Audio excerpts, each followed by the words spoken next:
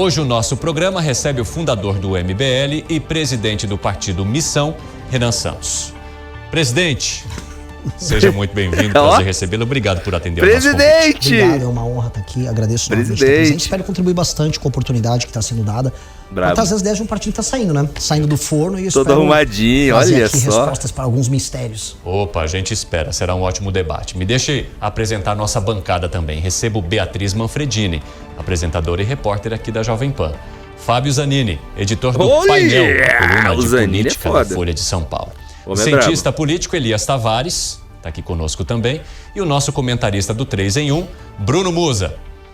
Bia, senhores, bem-vindos. Muito obrigado por topar o nosso convite também de participar desse debate. Eu já quero te perguntar se em 2026 a gente poderá te chamar de candidato Renan Santos à presidência da República e se o nascimento do partido vai acontecer de fato para permitir isso. Boa noite. Boa noite. Pois bem, se o partido Missão número 14, assim quiser, estaria disponível. Nós vamos naturalmente trazer a abertura de oportunidade para outras pessoas que queiram se candidatar, mas por enquanto meio que está uma candidatura única e ele novamente o nome é Missão e a missão te chama, não é você que chama ela. Se o partido quiser que eu seja, assim serei. E o que falta para esse partido ficar pronto? Falta terminar agora o julgamento no TSE, lembrando que é um julgamento muito mais de cumprimento de requisitos formais. Ou seja, se a gente bateu o número de assinaturas, que a gente bateu com sobra, se a gente basicamente cumpriu o que a lei demanda, como a gente cumpriu, agora é uma mera formalização. Eu espero em 30 a 45 dias estar com ele formal 30 a 45 dias. Apto a participar de eleições. E uma dica, não só a eleição do ano que vem. Esse ano, eventualmente, teremos eleições suplementares em alguns municípios. Podemos ter algumas surpresinhas aí. Já vamos abrir o espaço aqui para o bate-papo, então vai lá, Bia. Vamos lá, boa noite a todos, difícil, boa noite. Quero colocar contra a parede. Eu queria saber, então, qual que é o... Agora, pensando para frente, né, a gente está falando de muitos partidos fazendo um movimento contrário, fazendo federalização, fazendo uniões de partidos, e a gente tem, então, uma criação de um novo. Por quê? Primeiro eu vou partir por que eles estão fundindo e por que eles estão fazendo essas federações. Naturalmente... eu não acho que o Brasil tenha muitos partidos. O Brasil tem poucos partidos. O Brasil ele tem muitas legendas. E a legenda tem como fim ser um cartório em que os seus dirigentes negociam elas de acordo com a conjuntura municipal, estadual e a nacional. E muita gente ganha muito dinheiro com isso. Com a cláusula de barreira e a legislação vigente, muitos partidos pequenos foram perdendo seu potencial de barganhar. E, portanto, eles vão se juntando com outros partidos. Dentre os partidos grandes, eles também fazem as federações, como aconteceu a do PP no Brasil, que o pessoal fica chamando informalmente de Pepune. Eu acho o nome meio lamentável, mas cada um com seus gostos, né? E largou o Pepune ao vivo. O poder de barganha, por exemplo, fazer um vice. Ou eventualmente fazer um candidato ao governo negociando com o Tarcísio. Eu tô rindo um pouco do Pepune aqui, mas peço desculpas. Eu ouvi o pessoal falando União Progressista também, né? Não, o nome acho que é União Progressista, mas Pepune foi o nome que eu vi o pessoal chamando nos corredores lá em Brasília. Eu tive uma reação similar, eu ri também. Mas cada um, novamente, o pessoal ali se cagou de rir, não aguentou. Pepune, cada um com suas escolhas. E eles, na prática, querem barganhar. Então muito carismático, meu presida. No nosso caso, como tem poucos partidos no sentido ideológico, no sentido burkeano, defesa de uma agenda, defesa de uma parte da população. Parece que ele está nervoso. Nós estamos cumprindo esse papel, né? Nós temos um corte nacional muito claro, nós representamos um tipo de pensamento e as aflições de uma geração Z e de uma geração millennial que não se vêem representados nos partidos atuais e de uma parcela da direita que não é bolsonarista. Como esse público existe e esse público tem voz, a gente resolveu dar voz para essa parcela da população. Isso cumpre, na prática, os requisitos do que é ser um partido. Vai lá, Fábio Zanini. Boa noite, presidente, ou quase presidente, né? Presidente? Eu queria perguntar a respeito dos acontecimentos do final de semana, deste domingo. Especialmente a manifestação aqui na Paulista, dos bolsonaristas. Como é que você viu essa reação dos bolsonaristas? E mais especificamente, o que chamou mais atenção, talvez, nesse ato foi o posicionamento mais radicalizado do governador Tarcísio de Freitas, chamando Alexandre de Moraes de ditador, Alexandre o Grande, investindo contra o Supremo de maneira mais dura, se posicionando como um agente político mais bolsonarista mesmo do que as pessoas estavam acostumadas a ver. Alguns acham que ele, digamos, rasgou a fantasia nesse ato de domingo.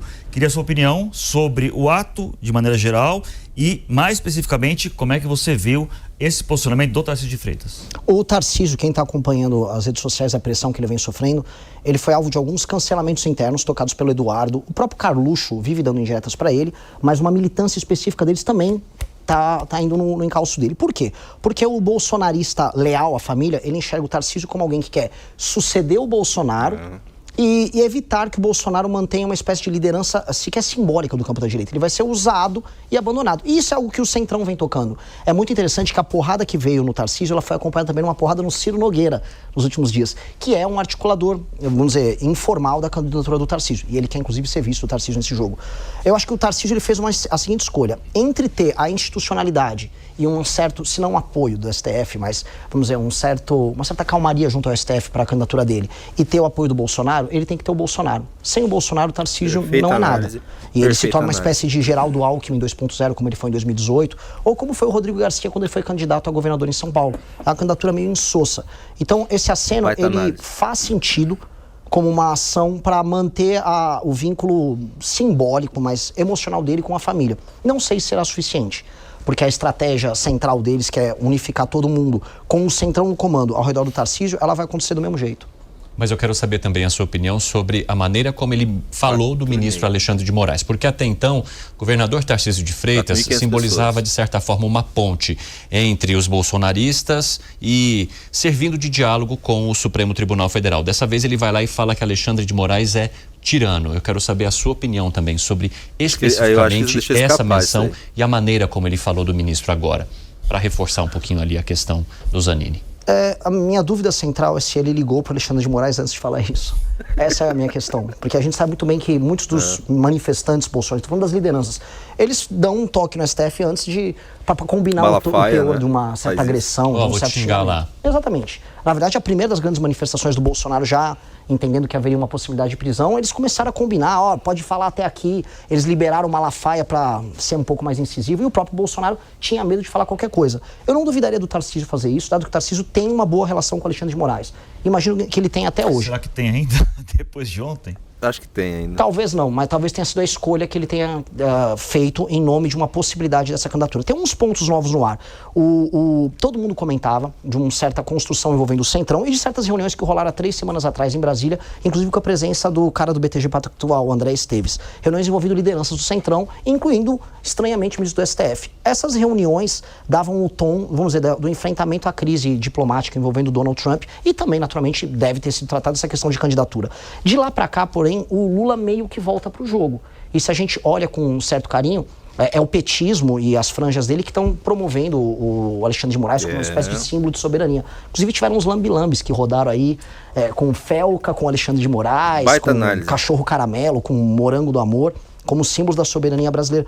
Então, eu não duvidaria do STF também estar pensando nesse jogo que está aí, né? Quem seria a continuidade? Se é o Centrão, se é inevitável o Centrão assumir o lugar do Lula, ou se o Lula volta para o jogo. Porque definitivamente o Lula ainda está no jogo. Olha, eu já vou abrir um espaço para vocês aqui, Elias e Bruno Musa, mas eu queria só continuar na questão relacionada à manifestação e trazer uma imagem que dividiu bastante opiniões, que foi aquela bandeira dos Estados Unidos que foi exposta na Avenida Paulista por parte dos manifestantes que ocuparam a avenida neste domingo. Você é fundador de um grupo que já levou multidões também para as ruas a partir de um movimento lá atrás, do Brasil, da história. A época da ex-presidente Dilma Rousseff. E como que você avalia a imagem que esse grupo traz hoje, Renan? Porque muita gente que lá atrás, em algum momento, usufruiu dessa pauta que era compartilhada por vocês, hoje continua nesses movimentos nas ruas, mas não necessariamente no caminho daquilo que vocês pregam atualmente. Eu acho, assim, eu vi isso aí, eu achei honestamente que eram petistas infiltrados. Eu juro que eu comprei essa teoria, porque assim, Malafaia falou isso. Na prática não, na prática realmente o pessoal é bobo nesse sentido. O pessoal realmente levou uma bandeira, mas é que é tão ridículo e é entregar tanto pro seu adversário político um argumento que eu fico em choque.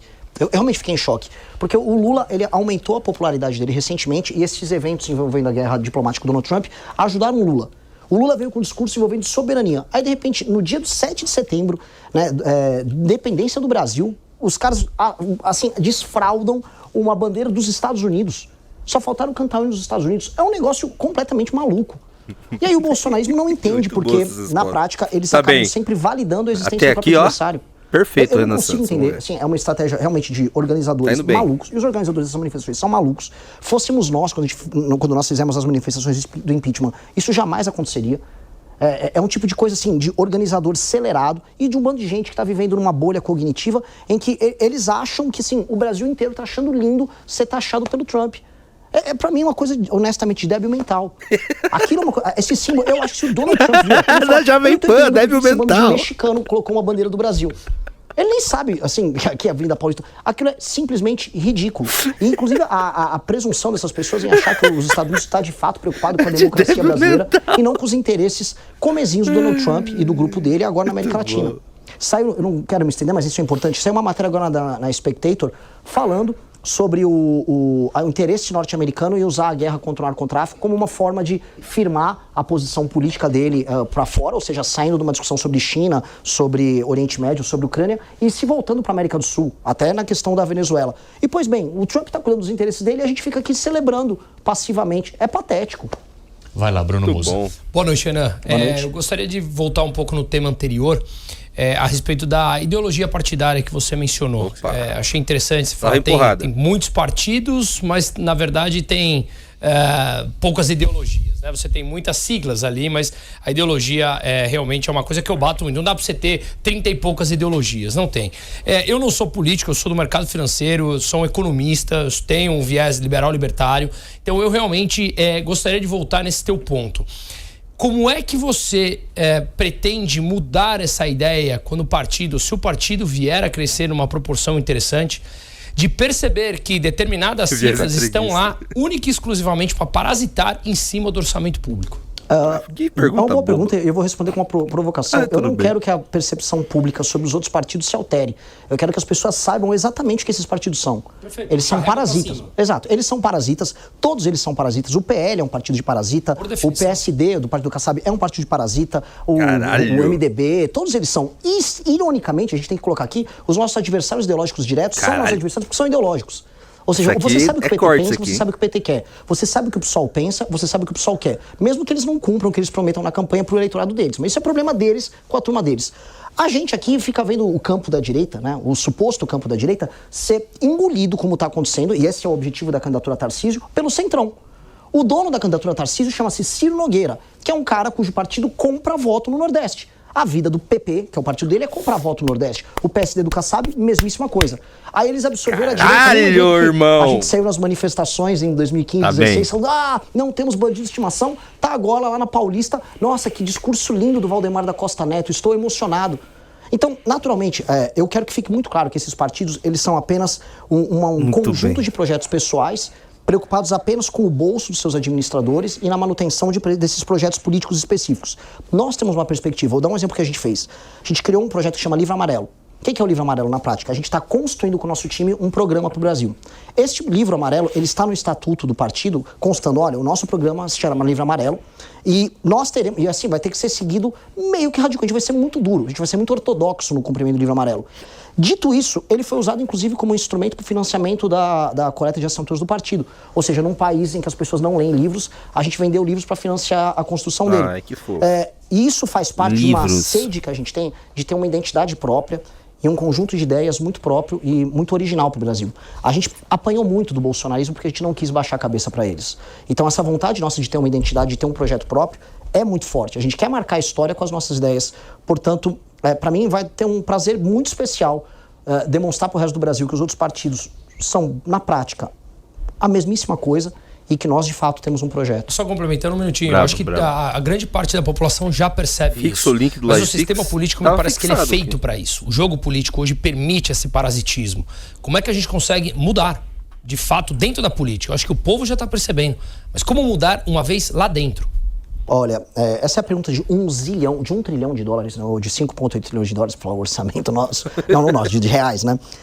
Porque, na prática, os sistemas de incentivos para um político no Brasil, ou para um grupo político no Brasil, ele é todo distorcido. Perverso. Ele é perverso. E onde eu entro no sistema perverso e onde eu falaria, isto aqui seria um objetivo de vida para a gente alterar. Hoje, o sistema é montado da seguinte maneira. Você não tem nenhum tipo de incentivo ou punição para um prefeito entregar um bom desempenho. Sim. Indicadores ligados à segurança, à educação, não são tratados a sério. O que o pessoal leva a sério é voto. O eleitor no Brasil, infelizmente, e eu vou aqui cometer o erro de atacar o eleitor, mas o eleitor, né, não pode ser tratado aqui como um ser tosco, inanimado. O eleitor erra ao não saber punir um prefeito quando ele vai mal, ou mesmo avaliar bom um prefeito que eventualmente fez uma festa, como acontece em vários lugares no Nordeste. O São João determina o bom resultado eleitoral de um prefeito em uma cidade pequena no interior do Nordeste. O sistema de incentivo para esses políticos, ele se dá através do voto, e aí o voto se dá através de uma relação quase pessoal que você tem entre o político e o eleitor. É ali que acontece a compra de voto, ele é um processo recorrente. E aí, nas eleições, é montada uma máquina que ajuda o deputado federal manda emendas para esse prefeito executa a emenda, há sempre um desvio aqui e ali, tá jogando ideia do livro amarelo, dinheiro para os vereadores aliados aí, e você vai rodando um sistema que não faz sentido. Por isso que a gente não tem melhor em indicadores, e por isso que a gente não tem punição também para prefeitos que não vão mal, não vão bem. O que a gente vai propor? Uma alteração nesse sistema de incentivo. Definitivamente, se você for falar em fundo partidário, fundo eleitoral ou envio de emendas, tem que ser baseado em critérios objetivos. E esses critérios objetivos têm que ser desempenho, entrega, desempenho óbvio. Desempenho em educação, desempenho em segurança, cobertura de saneamento básico. Se o sistema for basicamente voto, e hoje o sistema de avaliação para tudo é voto para deputado federal, a gente vai continuar mantendo o jogo como está, com os partidos centrão, que são, desculpa o termo, as grandes prostitutas da política brasileira, se valendo de uma política amorfa, comprando o voto do seu eleitor, e aí chegando lá em Brasília e se apresentando diante de qualquer presidente. Diz que tá tendo bots com uma conta na mão avisando, você vai fazer o que eu quero, senão eu voto com você. Isso aqui não funciona. E o pior, a isso a gente dá o nome de democracia. Uma democracia linda, pujante. Não é. Isso é um negócio distorcido e doente. Tô vendo missão. A gente não pode aqui aceitar isso. Então nós queremos alterar isso profundamente. Vai lá, Elias. Renan, pergunta boa, vai. Continuar aí a sua fala, né, com relação a fundo eleitoral e fundo partidário. Opa, agora. Eu queria fazer uma colocação que é a seguinte, né? O deputado Kim, né, na última eleição, ele recebeu aproximadamente 1.200.000 do fundo partidário do União Brasil. Agora, recentemente, a vereadora Amanda Vettorazzo recebeu mais de 1 milhão do União Brasil também, do fundo partidário. Como é que vocês pensam em irrigar uma campanha sem esse recurso, né? Porque, afinal de contas, isso provavelmente ajudou bastante a vocês terem uma candidatura forte e coesa para ter uma disputa na eleição. Como é que vocês fará, na verdade, né, sem ter acesso ao fundo partidário com o Partido da Missão? Só uma correção, o Kim não chegou a usar o fundo eleitoral. Ele até falou que, se precisar, vai usar. Mas tinha à disposição. Ele tinha à disposição, mas ele não utilizou em 2022. Vai ser no bom e velho tiro, porrada e bomba. Vamos ter que usar os nossos recursos parcos, escassos, muita criatividade, apoio da nossa base. Acho melhor. Vocês não vão usar os fundos? Fundo eleitoral? Não, o fundo eleitoral nós vamos, mas ele é irrisório quando comparado com os demais, né? É estimado aí coisa de 3 milhões de reais para todas as candidaturas em todos os estados. Isso, vamos dizer, um bom deputado... Mas aquela postura que vocês tinham no passado de não usar, vocês mudaram? Não, a gente mudou ela a partir de 2000... A gente já começou a discutir internamente a partir de 2021. E a partir de 2023 a gente percebeu ela como inevitável. Tanto que a partir do congresso do MBL de 2022, o nosso público já nos pressionava, vocês têm que usar, senão vocês não vão conseguir crescer. A gente teve um resultado eleitoral muito difícil em 22. E a gente falou, a gente decidiu, fez uma série de eventos ao redor do Brasil discutindo com a militância. 24 a gente usou, elegeu e tal, mas a gente teve campanhas muito ruins. O resultado foi claro. De criatividade. Em 2024 a gente teve um talvez muito acima da nossa média. criatividade aumente também. Capitais do Nordeste, o que pra gente era uma coisa muito difícil. As capitais do Nordeste são muito intensivas no uso de dinheiro, né? Vocês entendem o que eu quero colocar. E nós fomos, vamos dizer, muito competitivos. Renan, mas da mesma maneira que vocês não utilizariam o fundo, de repente passaram a integrar esse sistema por necessidade, isso não poderia acontecer em relação à prostituição política também? Ao entrar no sistema, o Partido Missão entender que sim, ele precisaria fazer algum tipo de articulação com os partidos do Centrão para poder sobreviver? E aí? Existem articulações e articulações. A articulação política que representa a venda dos próprios valores, ela significa que o partido que você acabou de montar não tem sentido. Existencialmente ele não tem sentido. Agora, uma articulação que venha, por exemplo, vamos dar um exemplo hipotético. Eu ganho a eleição para a presidência da República em 2026. Em 2027 a gente vai ter que chamar partidos para compor, dentro dos nossos termos. Agora, os termos não têm que ser dados pelos outros partidos, porque se a gente aceitar os outros termos, a gente vai estar, igual aconteceu, por exemplo, no governo Bolsonaro, com os partidos do Centrão dando tom e você vendo escândalo com barra de ouro dentro do Ministério da Educação. Esses valores, e aí, só um ponto, nós temos 11 anos de existência. A gente nunca cedeu a isso. Nesses 11 anos, o único tema que a gente corretamente... eu tô cansado de pergunta fácil. Tem que ser pergunta difícil, pô. Eu gosto de pergunta difícil. Porque nós não teremos condições. Sabe? O fundo, antes ele era 1 bi, hoje ele é 5 bi. A gente tem que se acostumar o Renan com pergunta difícil. Se você não faz uso disso, você simplesmente não participa das eleições. Eu gosto de dar um seguinte exemplo. Se eu não quiser usar o fundo eleitoral numa eleição hoje, é igual eu falar, eu não quero participar da eleição com urna eletrônica. Beleza, então nem concorra. Nem concorra na prática, né? A gente não é a favor, a gente votou sempre contra o uso do fundo, mas virou uma condição para participação hoje no jogo, infelizmente. Ô Bia, já vou abrir o espaço para você. O Zanini levantou a mão. Diga, Zanini. Renan, amanhã, terça-feira, será retomado o julgamento do ex-presidente Bolsonaro com a perspectiva aí de uma conclusão, com a provável condenação essa semana ainda. Qual a sua opinião sobre o processo em si? Na sua avaliação, há elementos para condenar Bolsonaro por golpe de Estado, por abolição do Estado de Direito, ou realmente existe uma ditadura da toga, uma tirania, exageros, perseguição, como dizem os bolsonaristas? Como é que você e o Missão, de maneira geral, se posicionam nesse tema, que eu acho que é o tema mais relevante aí, talvez, dessa semana ou desse mês? Esse é aquele tema que, quando você tem bom senso, você apanha de todos os lados, né? Na prática, eu considero o inquérito do Alexandre de Moraes e a forma como tudo isso se deu, as investigações se deram, arbitrário, para dizer o mínimo. Assim, houve alguns casos envolvendo investigados no dia 8, que está, vamos dizer, conexo a essa história toda, que não tiveram direito de defesa. Isso foi cerceado a eles. Ao mesmo tempo... Essa pergunta é difícil? Eu acredito nas provas, eu vi as provas, eu vi o processo, eu vi todos os elementos ali presentes. O Bolsonaro, de fato, não estava, vamos dizer, se reunindo todas aquelas 13, 14, 15 vezes com generais, com minuta e tudo isso, com provas, vamos dizer, claras sobre, aconteceu a reunião, os caras pegaram os dados do celular, as conversas, os depoimentos, para tomar um cafezinho com eles. E isso também está conectado com todas as outras ações tomadas pela equipe ao redor dele. Eu gosto muito que os bolsonistas criticam, os bolsonistas não estão mais negando o golpe, né? Esse é um argumento que os petistas usavam durante a prisão do Lula. E eu acho também engraçado porque todos falando nós, que ele só planejou, ele não tentou executar. Planejar não é crime. A prisão dos partícipes do mensalão, dizendo que o Lula sabia, o Dirceu sabia, não adianta ele ficar fingindo que não tem prova. Hoje esse mesmo argumento é usado mais à direita, de uma maneira, a meu ver, cínica. Tá? Então, havia elementos, mas a forma também importa. A forma não joga a favor. E aí entra o outro problema. O Alexandre de Moraes disse que tudo isso foi feito para proteger a democracia, faz parte de um conceito de democracia militante. É a democracia criando seus próprios instrumentos, anticorpos para sobreviver aos seus inimigos, Karl Popper para cá, não sei o quê. Mas no fim do dia, continua o inquérito até hoje, os superpoderes continuam, e aí foi criada uma estrutura anômala dentro do Estado brasileiro, no topo do Estado brasileiro, que é poder em si. Se você fosse ministro supremo, você condenaria? Se eu fosse ministro do Supremo, desta forma, neste formato, como ministro, eu não condenaria. Ou seja, dito isso, eu acho que o Bolsonaro tinha que ter tido o mesmo julgamento do Lula, em primeira, segunda instância, e ele deveria ser preso. Não deveria ser condenado nesse processo pela primeira turma. Se eu for falar em termos formais, eu não condenaria. Estritamente formais. O Bolsonaro tentou um golpe de Estado. É a questão central. O Bolsonaro tentou um golpe de Estado. Boa! O problema é que, em termos estritamente formais, eu não considero que ele foi apertou Renan e... vamos dizer, o processo em si. Ele não presida, está preparado. De exceção. A não ser que a gente considere que nós temos que ter um tribunal e um modelo de atuação por exceção. Que é isso. O argumento deles, no fundo, não, isso está, a Constituição permite, mas na prática o que a gente está vendo é a criação de um sistema próprio para defender a democracia. Tá tendo isto é anômalo. É do governo, né, aqui na Twitch. E por isso que é uma posição que eu vou apanhar dos dois lados. Vocês vão me dar alguma coisa? Na prática, o Bolsonaro tentou um golpe de Estado. Todo mundo sabe que o Bolsonaro tentou um golpe de Estado. Agora, a forma importa. Muito.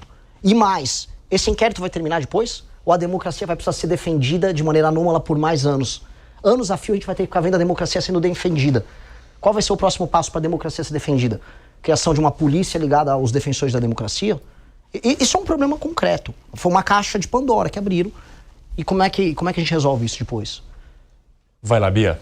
Queria aproveitar o gancho, depois eu vou guardar a próxima pergunta, mas para aproveitar o gancho, perguntar então como o partido se posicionaria numa eventual votação da anistia, por exemplo, que foi a pauta das últimas semanas e ainda vai ser, provavelmente, já que você não condenaria o ex-presidente, mas viu provas. Contra, sem Bolsonaro a favor. O Kim Kataguiri, que é o nosso deputado, ele acha que uma anistia para aquelas pessoas que, na prática, a gente enxerga que eles cometeram crimes.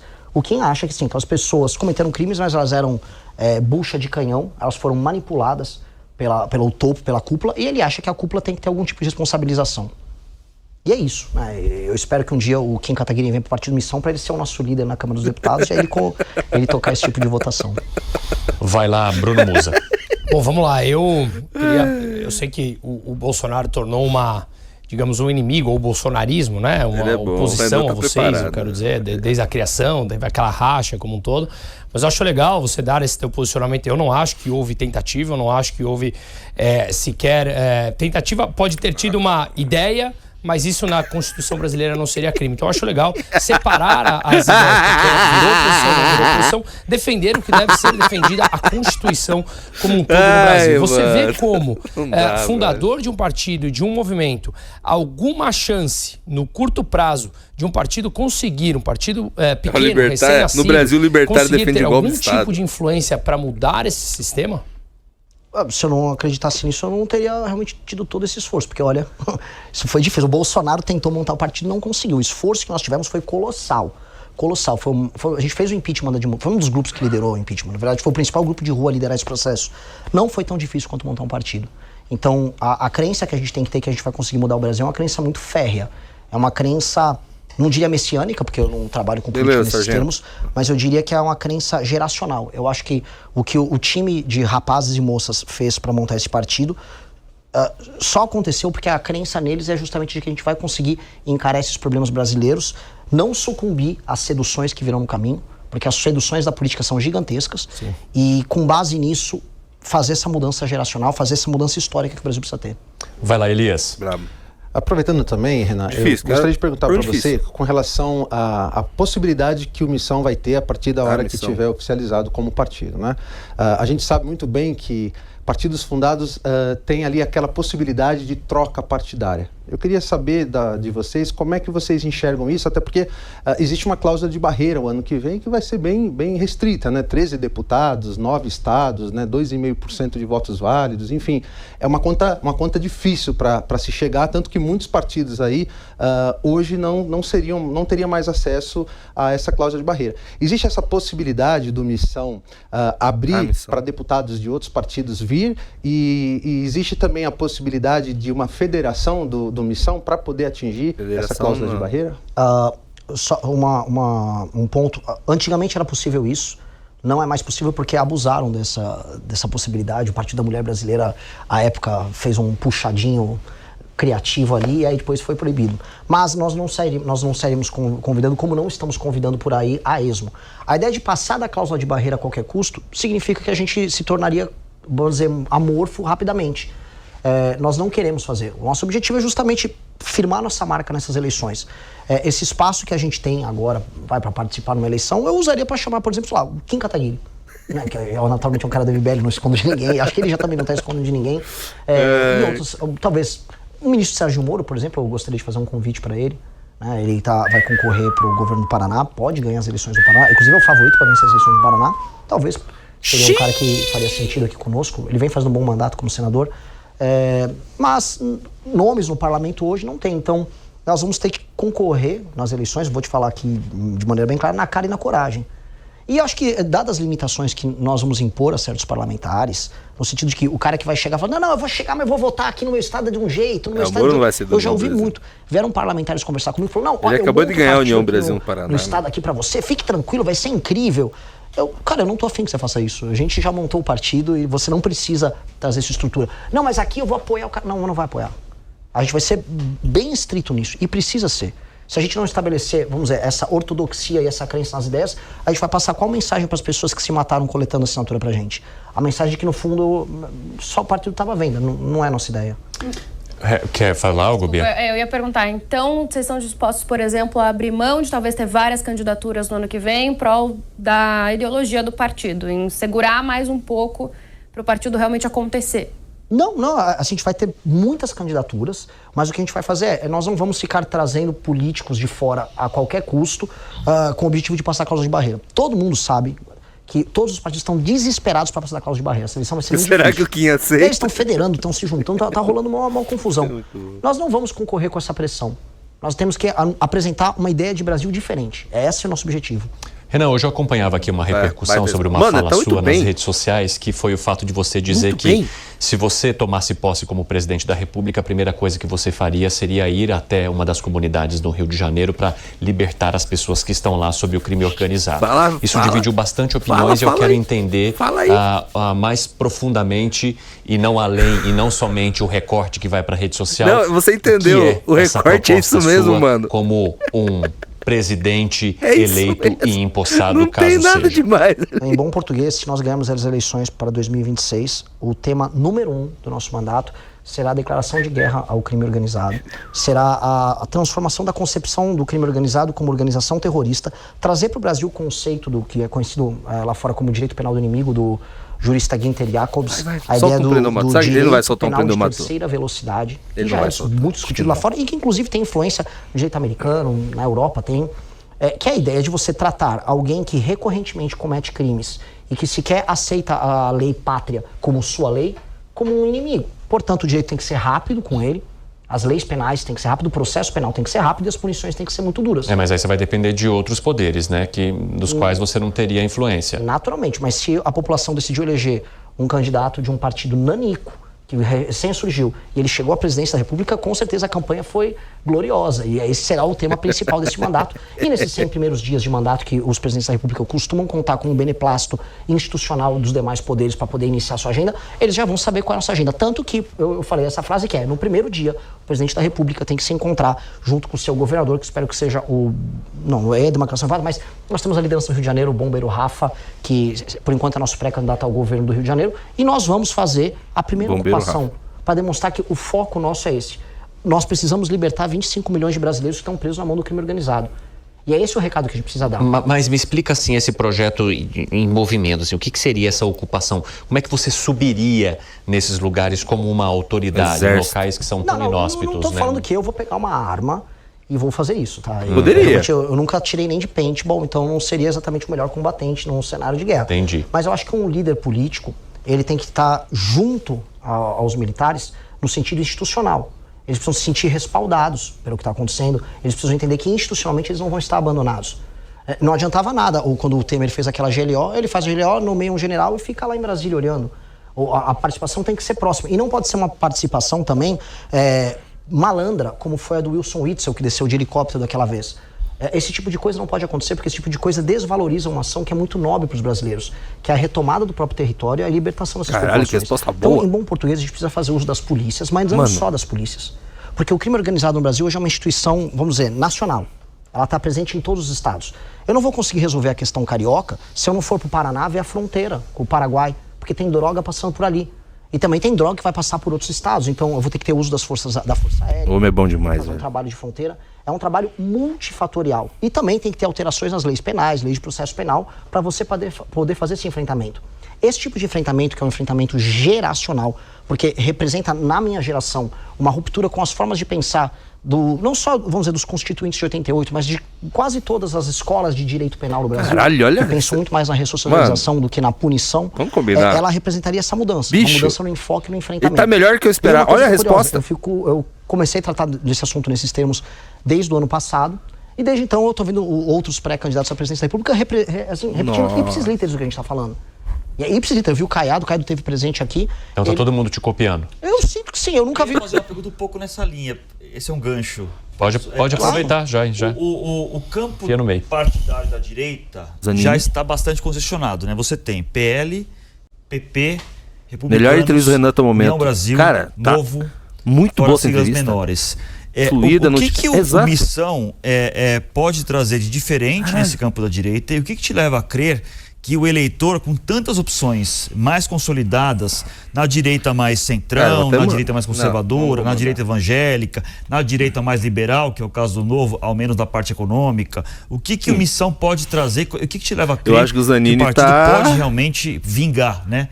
Prosperar nesse campo partidário da direita tão congestionado como está hoje. Ele não mandou prender o Matu. Se você perguntar para todos esses pré-candidatos, a única palavra que vai sair falando e ecoando o coração deles vai ser Bolsonaro.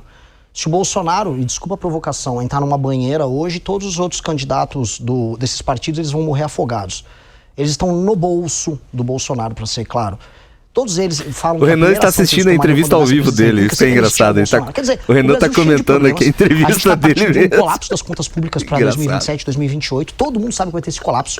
A gente tá, todo mundo agora eles falam em guerra contra o crime. Falando em guerra contra o crime, precisamos enfrentar o crime, vamos falar em desenvolvimento do Nordeste, vamos falar agora como a gente vai ter capacidade de negociar com a China ou com os Estados Unidos. E todos eles correm para falar que a primeira ação que eles vão tomar é libertar o Bolsonaro. Porque, naturalmente, eles querem os votos do Bolsonaro. Eu não vejo nada de original no que eles falam. O Ratinho veio falar recentemente em guerra geracional e substituição geracional dentro da política brasileira, que é literalmente o nosso discurso. Eu fiquei curioso, um cara que está no partido do Kassab, que é uma das maiores velharias, um museu, o PSD, na Bahia, nas oligarquias Toma do presídio. Inovação política via Ratinho Júnior. Eu olho, acho curioso, fico feliz, fico lisonjeado que ele está imitando as nossas ideias, mas eles não têm imaginação, eles não têm nada de novo. O que esses caras vão falar, por exemplo, sobre geração de classe média no Nordeste? O Lula aumentou a popularidade dele agora, ele está vindo com uma série de programas sociais. Saiu agora um estudo demonstrando que houve vamos dizer, uma queda na pobreza extrema. Muito por conta desses programas sociais que estão atingindo a base da população.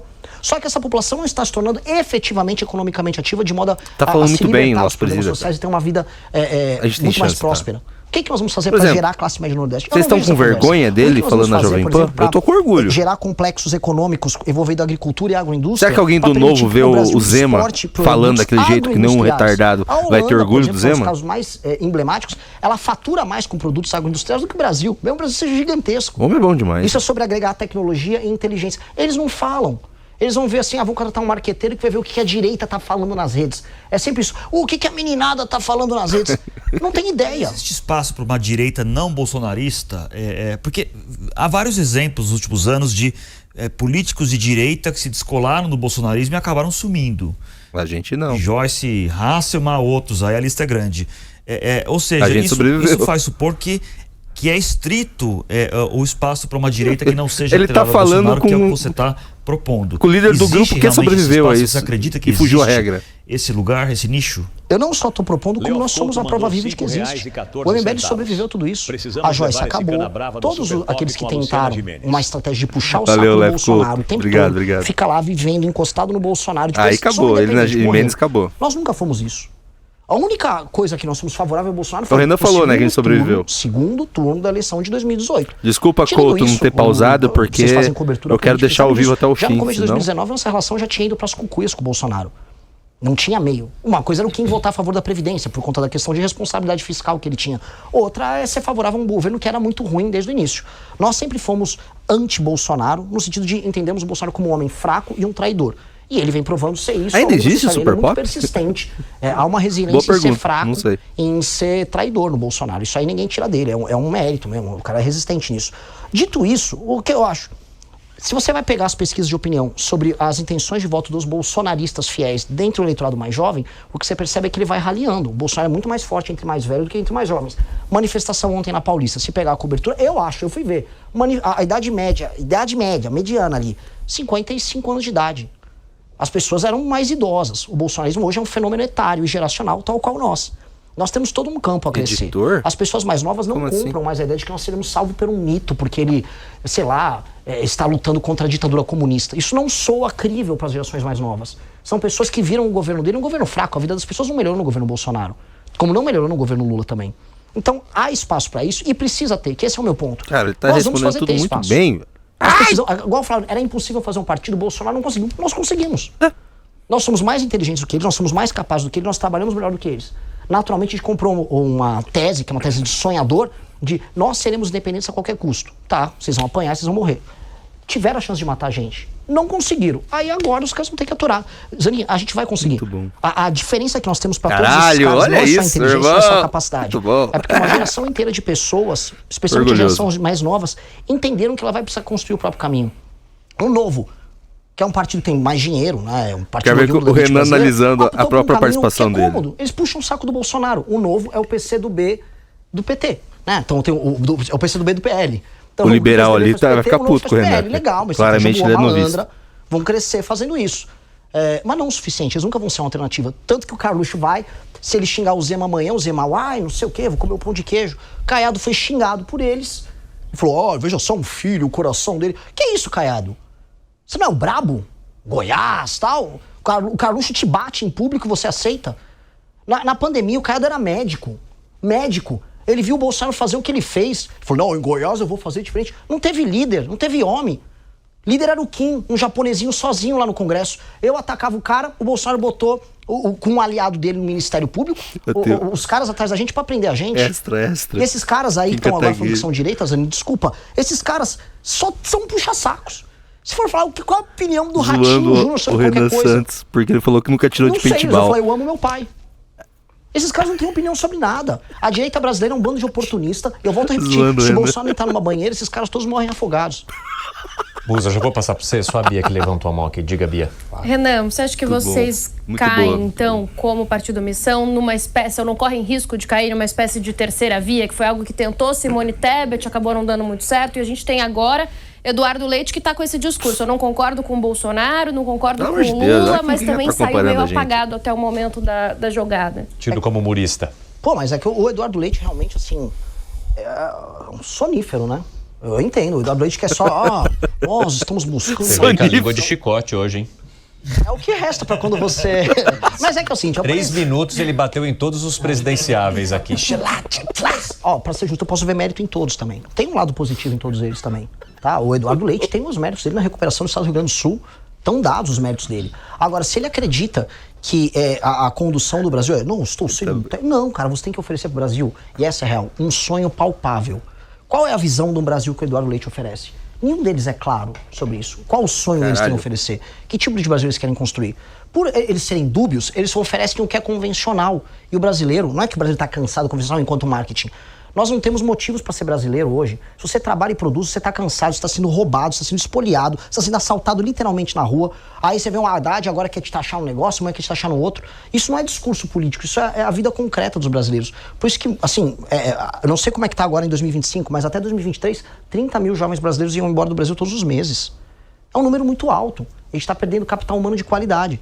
Como o sonho das pessoas não existe, porque a ideia de Brasil é uma ideia cada vez mais distante, virou uma bandeira, é a ideia de soberania, um cachorro caramelo, é um morango do amor. Não tem mais sentido ser brasileiro. Se esses caras não oferecem assim, a brasilidade só fará sentido se seguir este caminho aqui. Eles não vão fazer sentido. Eu não vejo sentido nenhum na candidatura do Eduardo Leite, mesmo ele sendo um bom governador. Ele é de fato um bom governador. Como o Tarcísio é um bom governador, desses governadores que consideram melhor o Caiado, tá? Mas eles não têm projeto de Brasil. E todos tiveram oportunidade de apresentar. E o que os difere de vocês em termos de... eu não apoio Lula, nem Bolsonaro, eu estou no caminho aqui do meio. O que os difere de vocês, então, principalmente ao ocupar esse caminho do meio? Essa eu quero ver. O lance é que nós não temos um caminho do meio, nós temos o caminho da missão.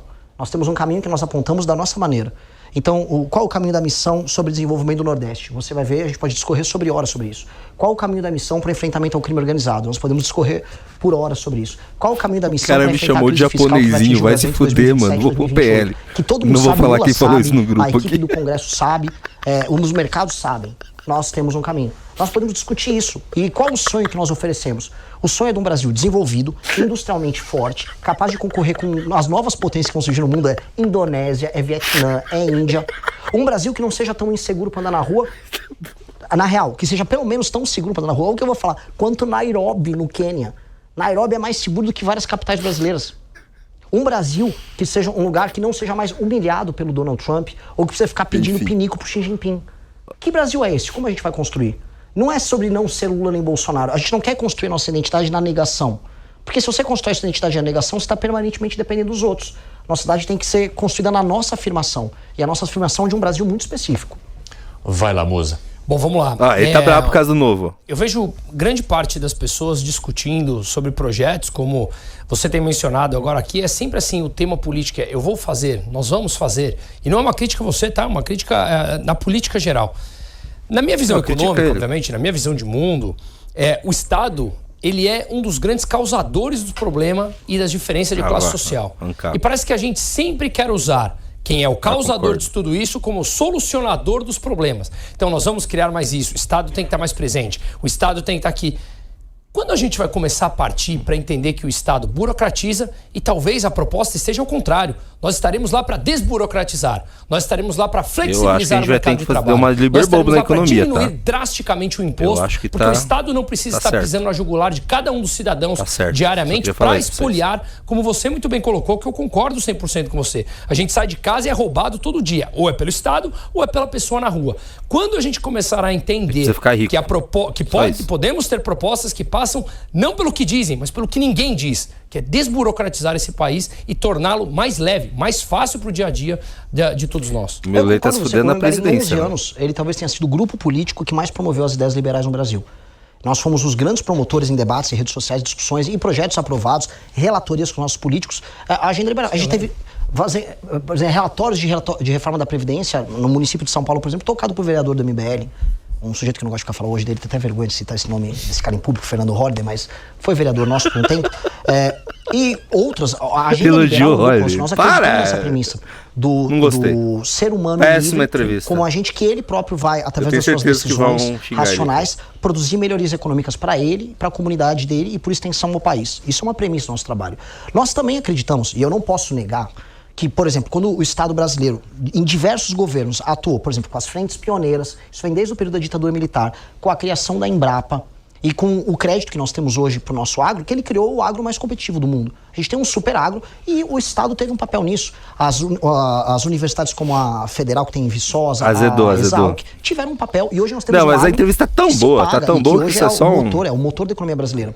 A força que integrou. E meu plano está sendo passado agora. O surgimento da Embraer, a posterior privatização da Embraer, criou um polo de tecnologia sensacional na região do Vale do Paraíba e que hoje está na fronteira do conhecimento e concorre com algumas das maiores potências do mundo nessa área.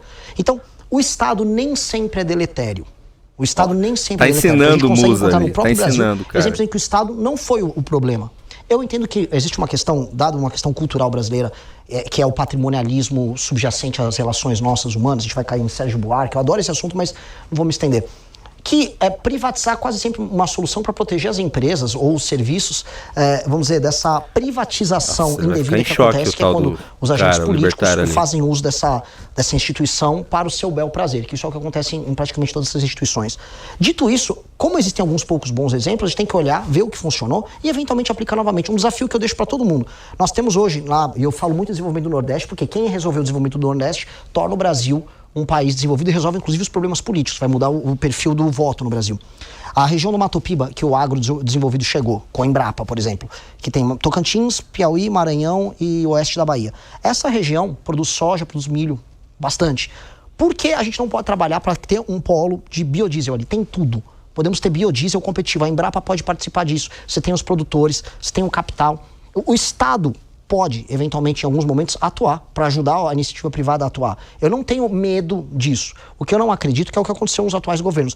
Eleição de campeões nacionais, uso desenfreado do BNDES, o que na prática termina em corrupção e ineficiência. O Musa parecendo adolescente liberbobo e no falando agente privado como esse verdadeiro indutor, mas eu não demonizo o Estado completamente. Eu aprendi isso com as boas experiências brasileiras. Elias. O cara nem sabe que o Mato Piba, só sabe que o Estado é roubo. Nordeste, né? Quando a gente pega ali, estudei um pouquinho ali a questão das assinaturas do Missão, você percebe um mapa de calor interessante, né? Vocês são muito fortes no Sudeste, principalmente no estado de São Paulo, inclusive alguns críticos falavam que seria um partido paulistano, né? Enfim. Mas vocês conseguiram atingir no Brasil inteiro o que a lei exigia para a fundação de partido. 11 anos depois, o que você identifica que vocês ainda não conseguiram se comunicar tão bem com o Nordeste, não conseguiram ter a capilaridade política que vocês têm no Sudeste, no Nordeste, e quais as ações dá para perceber que essa resposta do Mato Piba quase me fez esquecer que o Renan não sabe atirar corninha de paintball. Talvez essa não deliberação do Nordeste está junto com Missão. Isso não é só conosco, isso acontece com o campo da direita como um todo, e são várias razões.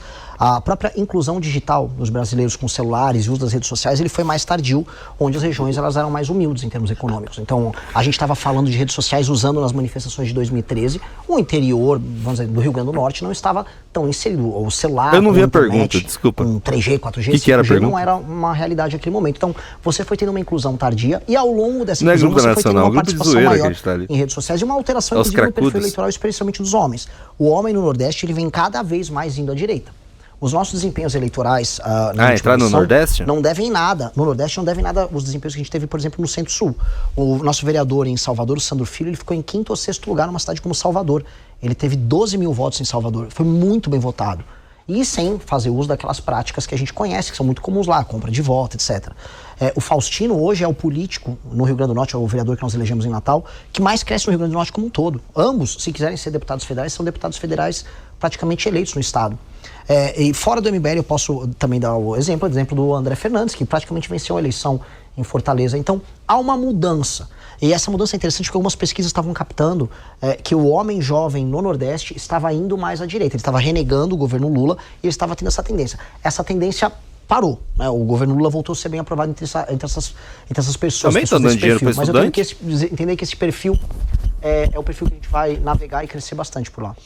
Renan, até algumas semanas atrás, o MBL era, digamos, parte do governo Tarcísio, por meio da vice-liderança do governo na Assembleia Legislativa, ocupada pelo deputado Guto Zacarias. Renan, eu não demonizo o Estado completamente. A vice-liderança.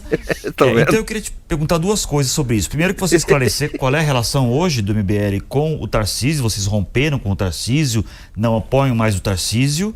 E segundo, você criticou tanto os partidos do Centrão, PSD, pergunta boa. Temos bem fortes, PSD, Republicanos, PP, PL, todos eles estão no governo Tarcísio, né? Não é uma contradição um pouco essa crítica tão dura a esses partidos, sendo que o MBL estava de uma certa forma representado nesse governo Tarcísio? Não. Assim, o governo Tarcísio ele só tem governabilidade por fazer isso. Isso não impediria a gente de fazer parte desse governo. Na verdade, o Guto ele foi um vice-líder. Isso. É uma posição menor dentro da estrutura. Menor, mas está lá, né? Mas estava lá e ele referendou boa parte das ações do governo Tarcísio, especialmente as ações acertadas. Ele rompeu o Tarcísio por questões outras. O Tarcísio começou a ceder para a Defensoria Pública em São Paulo, teve um aumento de gastos enorme, isso é contra a agenda do Guto. O Guto saiu fora. Agora, a gente tem que entender que essa posição nossa não é uma posição antipolítica. A gente não é antipolítico. Quando eu critico o PSD, eu não estou criticando o PSD por participar do governo Tarcísio. Minha crítica ao PSD, de maneira clara, é por ser um partido que, na maior parte dos municípios do Brasil que ele participa, acho que é o partido que mais ganha prefeituras, ele é altamente fisiológico, os seus eleitos participam de, vamos dizer, formas de exercício político nem um pouco republicanas, não apenas eles, mas os outros partidos do Centrão. Não tem lado, então o PSD é um partido que está com o Lula, está com o Tarcísio. Na verdade, o PSD declarou apoio ao Tarcísio recentemente, ao Eduardo Leite, ao Ratinho Júnior, e está com o Lula. Ou seja, eles estão com todo mundo e não estão com ninguém. E esse tipo de coisa a gente renega. Então, o fato da gente atacar eles nesses termos, e a gente precisa atacar porque é o tipo de política que a gente não aceita. Você fez uma crítica dura ao Kassab agora há pouco, por exemplo, que é um dos homens fortes do governo Tarcísio, por exemplo. Sim. Eu faço. Você não vê contradição nisso? Não vejo sequer um problema. Contradição porque por quê, eu vou começar Zenini? a negar a existência da política. Eu nem abriria um partido político. Eu vou ter que lidar com o fato de eu negar do ponto de vista da ética da responsabilidade a forma como eles fazem... Você falou mal do Kassab. Dentro da ética da convicção, a forma como eles fazem política, mas dentro da ética da responsabilidade, sem alterar meus valores, eu tenho que sentar numa mesa e cumprimentar e conversar com todas essas pessoas. E o Guto, ele teve grandes... Se eu for vai matar o Piba como se não sabe atirar? O Guto, ele foi um melhor ou um pior deputado tendo sido vice-líder do Tarcísio. Eu tenho certeza que ele foi um melhor deputado. Ele é um grande deputado. Ele conseguiu... Qual que é a relação? É de rompimento? É uma relação cordial e amistosa no sentido de que se o Tarcísio apresentar bons projetos, o Guto votará a favor. Só que a gente sabe que nós temos caminhos diferentes. Nós sempre soubemos que nós tínhamos caminhos diferentes. E esses caminhos eles vão se distanciar cada vez mais. Especialmente agora para as eleições e agora por conta dessa postura dele que ele não vai firmar, vamos dizer, a própria liderança. Não é sobre ser Lula ou Bolsonaro. Que eles romperam? Pode ser, podemos falar nesses termos. Foi uma forma elegante de dizer que eles romperam. Uma forma presidenciável, assim. Talvez um pouquinho. O cara tá muito chamando o Renan de presidente. Eleições, eu teria que ser muito honesto sobre minhas opiniões sobre todos eles, né? Inclusive o Tarcísio, mas pretendo não tentar ser deselegante. Entendi. Aqui em São Paulo, Renan, a Missão tem planos para o ano que vem, 2026, e aproveito para perguntar, você estava falando muito do que faria no primeiro dia em termos de segurança pública, que é o principal pleito aí nas pesquisas, né, de toda a população. O governador tem falado aqui em São Paulo algo parecido. Ele tem dito que está conseguindo desmobilizar locais em que o crime organizado estava inserido. Ele fala que a Cracolândia acabou por conta da inserção na favela do Moinho, entre outros exemplos. Só que são 2 canais, né? Para você, o que você imagina para esse primeiro futuro possível dia de mandato? Faz sentido essa política? Não, é só um canal. O crime organizado? Faz. Não só ela, como também uma política de... A gente vai ter que endereçar a questão fiscal no Brasil, que é outro problema. Mas todo mundo sabe 7K meia-noite, quase 8K meia-noite. Para 2027. Então esses são os 2 temas que o presidente do Brasil vai ter que lidar. E o convite que eu faço para todos os outros presidenciáveis é não só falar o que a gente está falando em termos de segurança pública, porque hoje eles puxam a pesquisa, isso é legal de falar, isso é bacana. Eu quero saber o que eles vão falar sobre a reforma no Estado brasileiro, a reforma no orçamento brasileiro, que vai machucar privilégios de todo mundo. O Tarcísio, para citar um, ele, sem precisar, ele cedeu para a Defensoria em coisa de 300 milhões assim. Já é o segundo ou terceiro projeto que o governo manda beneficiando o privilégio da Defensoria. Mas eu não quero perder sem o precisar muito. Como é que esse cara vai lidar com os privilégios do judiciário? Como é que esse cara vai lidar, por exemplo, com as pressões que um governo vai sofrer para lidar com reformas que vão precisar, por exemplo, tirar da Constituição os pisos para educação e saúde? Imaginem o tamanho do drama. Como esse governo vai lidar se ele tiver, por exemplo, que congelar eventualmente vencimentos tanto do BPC quanto da aposentadoria? Eu estou falando que o próximo presidente da República talvez terá que fazer isso. Isso é no caminho. Não é? É inclusive a PEC que o Kim protocolou. Eu falo, se eu for presidente, eu vou fazer isso. Eu vou fazer. Salário mínimo. Nós vamos ter que desindexar do salário mínimo tanto o BPC quanto a aposentadoria. E o Centrão vai querer te acompanhar nessa, Renato? O Centrão vai ter que acompanhar porque aí não vai ter dinheiro nem para pagar as emendas deles. Essa é a real. Não vai ter dinheiro para nada. O Brasil está indo para uma trajetória de colapso. A minha diferença é, eu estou falando isso desde hoje, eu gostaria muito de ouvir isso da boca dos outros presidenciáveis, porque me imitar na parte de segurança, eles imitam. Eu quero ver eles imitarem nessa parte. E o que eu digo, na presidência da República, para dar o exemplo, assim como a gente citou, tem que estar junto com a tropa, com as polícias militares, na ocupação das favelas, para trazer de volta essas pessoas para o território brasileiro, né? Ao mesmo tempo, o presidente da República tem que falar, eu vou fazer esse sacrifício junto com a população e junto com o funcionalismo. Se a gente for falar, a gente fala o tempo todo, vamos enfrentar o alto funcionalismo, vamos ter que alterar super salário, vamos ter que estabelecer um limite para o que é indenização, por exemplo, pro alto judiciário, né, para os juízes, etc. Só que o presidente da República e os ministros, haverá um tipo de coisa que não vai ser do ponto de vista orçamentário importante, mas é simbolicamente importante, que é falar, nós faremos junto sacrifício. Inclusive, eu acho que assim, por mais que soe bobo, porque eu comecei a achar essas coisas meio tolas, nesse sentido, com o sacrifício exigido, vamos ter que eventualmente cortar salários de ministros, os deputados da base vão mostrar sacrifícios, porque nós temos que apontar para todo mundo, se eu estiver fazendo sacrifício, vocês vão ter que fazer também. A arrogância na maneira como você diz que estão te copiando? Não, porque é um dado da realidade. O Caiado foi, por exemplo, parlamentar por muitos anos. O Caiado, como ele mesmo falou aqui na Jovem Pan, ele está desde 86 na política e tem muito mérito no que ele está fazendo. Tem muito mérito. Ele lutou ali na Constituinte para defesa do direito de propriedade. Dito isso, ele nunca protocolou um projeto nessa linha. Por que do nada todo mundo está divulgando o direito penal do inimigo? Por quê? Só a gente falou disso, né? Houve um fato ou foi o fato da gente estar viralizando o conteúdo e estar fazendo seminários? Porque não é o Renan especificamente, é no meu grupo. O Kim está falando disso. O Kim passou o projeto aumentando pena. Nós estamos endereçando essa agenda. A lei anti-Oruan, que tá todo mundo atacou à época, hoje o Oruan está preso. O Oruan tá preso não foi porque do nada a polícia civil despertou para o problema Oruan. Não foi do nada. O Oruan começou a ser tratado como um agente político, parte do Comando Vermelho, porque nós assim o fizemos. Então todo mundo percebeu que nós tivemos liderança nesse processo e naturalmente as pessoas estão copiando. Isso é normal. Eu conheço a equipe de rede social de praticamente todos esses caras. Eles acompanham a gente, eles seguem a gente. E é natural. Fico feliz que eles estão copiando, mas eu espero que não fique só na cópia marqueteira e não só naquilo que eles acham que dá voto. Eu quero ver na hora de falar das reformas.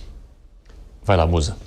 Você mencionou um ponto da segurança que realmente o Brasil está, para mim, numa situação extremamente crítica e o ser humano tem uma alta capacidade de normalizar tudo, né? Quem pode, nós podemos, normaliza que você bota no preço de um carro que você tem que se blindar dentro dele, ou casas... Esse aí ficou em choque. A gente normaliza esse tipo de situação. Na capa vai ser Renan Santos detona para mim, um dos grandes ativos de viajar o mundo, um dos grandes que eu tive conhecendo e produzindo documentário foi o Salvador recentemente, para entender ali, falei com alguns ministros, Bukele e tudo mais. E eles chegaram numa situação, obviamente, muito mais caótica do que a situação brasileira, mas como você falou, são 25 milhões de brasileiros que perderam simplesmente o território onde a máquina pública simplesmente não entra, né?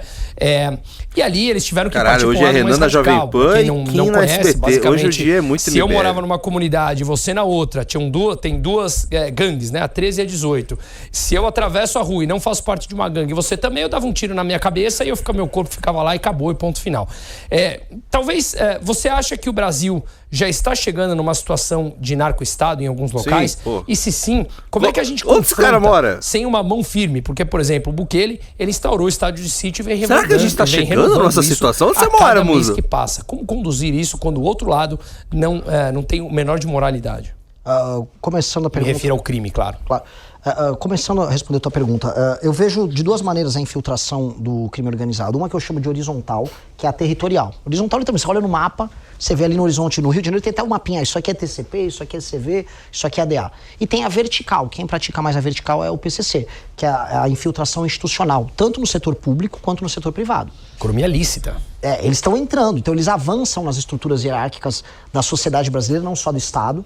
Enquanto, por exemplo, o Comando Vermelho é muito mais claro nesse avanço horizontal. Você vai ter que ter políticas para enfrentamento de ambos. Políticas de inteligência para enfrentar... Havia, inclusive, um projeto ligado à ideia antimáfia, um PL antimáfia, foi até elogiado pelo Gaquia para enfrentamento, vamos dizer, a essa transformação das facções de máfia. E, ao mesmo tempo, a gente tem que ter uma legislação de combate muito clara para infiltração horizontal, que é, por exemplo, o que o Comando Vermelho faz. Não que o PCC também não faça, que eles não disputem. Para isso, você vai ter que ter marcos institucionais muito específicos e uma presidência da República forte em ação junto com os governos. Isto é diferente do Salvador. Salvador é uma nação pequena. Sim. É uma nação pequena. É uma nação em que, vamos dizer... 6 milhões de pessoas. A complexidade do caso brasileiro é muito maior. E o Brasil é institucionalmente muito mais complexo. Se a gente apresenta para um gringo a situação brasileira, ele vai ficar meio louco. Ele vai surtar. Mas dito isso, as polícias dispõem de meios, o governo federal dispõe de meios. Se você muda institucionalmente, você coloca a vontade política, você consegue endereçar. A iniciativa privada não resolveu, completamente Salvador? Possível endereçar. Até porque o Brasil, antes dos anos 70, 80, que a gente começa a ver a criminalidade disparar, ele não era esse inferno todo. A gente pode até discutir os pressupostos que tornaram o Brasil tão perigoso. Ele não era todo esse inferno. Ele se torna. E a gente tem que entender por quê e como evitar de voltar a ser assim. E uma dica, assim, na minha visão, não para nessa questão repressiva. Que grande repressiva. essa entrevista, eu achei que era até porque pequenininha. O próprio Bukele não para na questão repressiva, nós não devemos parar na caralho. questão repressiva. O uso da inteligência não é só para pegar os caras, mas é para entender quem é a mão de obra do crime. A gente tem uma pesquisa excelente da GV de 2007. Já que mostra tô o seguinte, vendo ele no... jovens, em geral, sem pai. Como que é são aquele vamos dizer, o perfil Roda social Viva, né? Ele no Roda mais Viva. óbvio de parar na estrutura do crime. Eu fiz assim, jovens né? humildes, de famílias Não é Roda desconstruídas sem a Viva presença isso aqui. paterna. Isso acontece nos Estados Unidos, isso é meio que padrão no mundo todo. No Brasil isso é muito claro. Esses jovens estão na periferia, esses jovens acabam sendo recrutados pelo crime organizado como uma mão de obra muito barata. Eles são, vamos dizer, a mão de obra Imagina que acaba no Jornal morrendo no Nacional. tiroteio. Eles são a maior parte das estatísticas, tanto do crime cometido quanto da vítima da violência. Tá? Esse jovem, ele tem que ter uma atenção especial. A gente sabe onde esses jovens moram. Demais, cara. A gente sabe onde são essas periferias. E a gente precisa ter um tipo de educação, e nesse ponto eu sou a favor da militarização das escolas em regiões que nós vamos retirar do tráfico de drogas, para que esse jovem tenha um acompanhamento do ponto de vista da formação do caráter dele. Eu estou falando de um homem jovem, com a figura masculina ao lado dele, com bons exemplos de homens que vão ensinar como se portar, como agir diante da necessidade que o jovem tem de hierarquia na dinâmica social dele, que hoje é suprido pelo Oruan, pelo Pose, por essas tranqueiras aí. E aí ter um ensino técnico para que esse jovem saia da escola apto a ter um emprego, inclusive participar do processo de arrumar um emprego. Resolver esse jovem que está na periferia e que é usado de mão de obra barata do crime é resolver o problema, para além das leis penais mais duras que a gente tem que ter. Vai lá, Elias. Eu queria falar agora com um pré-candidato à presidência da República. Opa! Uma pesquisa recente colocou você ali com 2% dos votos, o que é uma porcentagem muito importante aí numa pré-campanha. Esse cara é igual a gente, pelo jeito. Começando. Primeiro eu queria saber como é que vocês receberam esse número, se era esperado, se esse cara aí vai votar no Renan. Uma surpresa positiva. E o segundo ponto é, no estado de São Paulo, você, candidato, vai precisar ter bons palanques, né? E aqui, evidente que o estado de São Paulo é um estado muito estratégico para vocês. Eu queria saber quem são os potenciais candidatos a governador do Missão, ao Senado, como é que seria a sua chapa aqui no estado de São Paulo? Vamos lá, por partes. Já montar o partido foi tão difícil, né? Mas vamos lá. Vai começar pela última ou pela primeira? Começar pela última. Todo mundo nosso adoraria que o Kim Kataguiri fosse candidato ao governo do estado de São Paulo. Eu adoraria que o Kataguiri fosse meu líder do governo na gestão, Renan Santos, a presidência da República. Uma votação como candidato absurda como deputado Temos federal. que ver o que Kim Kataguiri vai querer. Ele acho que E ele vai ter total liberdade para escolher. Sim, ele tem um pouco de moral no time. A gente gosta bastante do menino. Então seria, vamos dizer, uma decisão que ele tomaria. Eu gostaria de vê-lo como candidato, porque eu gostaria de vê-lo, já que eu seria candidato a presidente, gostaria de ter um líder de governo como ele. Seria uma revolução ter um cara como ele como líder de governo. Sobre fazer campanha e sobre como receber as pesquisas, se por um lado eu fiquei surpreso por ter sido incluído na pesquisa tão logo, eu não fico surpreso com o resultado. Por mais que eu seja, vamos dizer, em redes sociais não tão grande quanto os demais membros, a gente tem que entender assim, nós temos um público ao redor do Brasil inteiro muito leal e que acredita muito no projeto. A crença é concreta. Quando o Kim Kataguiri concorreu para prefeito de São Paulo, quer dizer, tentou concorrer, né, foi barrado pelo União Brasil, ele chegou a aparecer com 10% em algumas sondagens. Variava de 6% a 12%, até que no começo de 2024 o próprio partido começou a sabotar ele. Então ele chegou até... E qual era o perfil demográfico? Exatamente o mesmo perfil que apareceu na sondagem com o meu nome para a presidência da República. Se a gente pega, por exemplo, esse perfil um pouco mais masculino, bem mais jovem, com uma boa escolaridade e separa pelo meu conhecimento, você tira a parte do desconhecimento, que eu sou o candidato com maior desconhecimento de todos, e separa em regiões como Sul, Sudeste, eu vou estar com todo mundo. Eu sou o candidato, ele já tá... Mano, ele já tá aceitando, ele já tá aceitando. Vocês já imaginaram o Renan falando isso? Isso é uma coisa muito forte. Sou o candidato com mais... por exemplo, de Tarcísio ser candidato também à presidência. Muito bom, velho. De maneira alguma a gente vai vincular nosso sonho, nossa porque o que se fala é que se Tarcísio for candidato, ele unificaria a direita, o centrão, a sua candidatura está mantida em qualquer cenário. É isso que você está falando. Isso é um compromisso de vida. É uma candidatura de um partido novo, sem trocadilho com o outro ali, sem fundo eleitoral. Um pouquinho de fundo eleitoral. Sem tempo de TV, né? Que tipo de candidatos com palanques difíceis, né? Que tipo de candidatura seria essa? Que tipo de estrutura vocês teriam?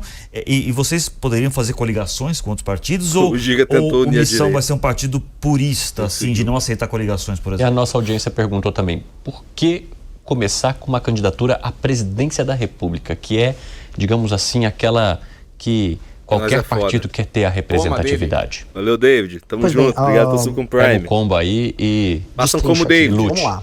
Mande o sub e mande o superchat. Seria da maneira mais rock and roll possível. Seria com pouco dinheiro, pegar uma van com um Starlink e sair rodando as cidades do Brasil. Essa seria uma candidatura que se comunicaria com as pessoas na base. Rock and roll. Falando com as pessoas nas redes sociais. É o que nos resta e é a coisa mais honesta de fazer. É ir conversar com as pessoas na base, numa rádio no interior do Paraná, depois segue para pro Ceará, segue pro Maranhão, ter essa conversa com as pessoas e fazer algo que os outros não têm condição de fazer. Falar as coisas fáceis, que todo mundo quer falar, mas também as difíceis, na cara das pessoas. Muitos não vão gostar, outros não vão gostar.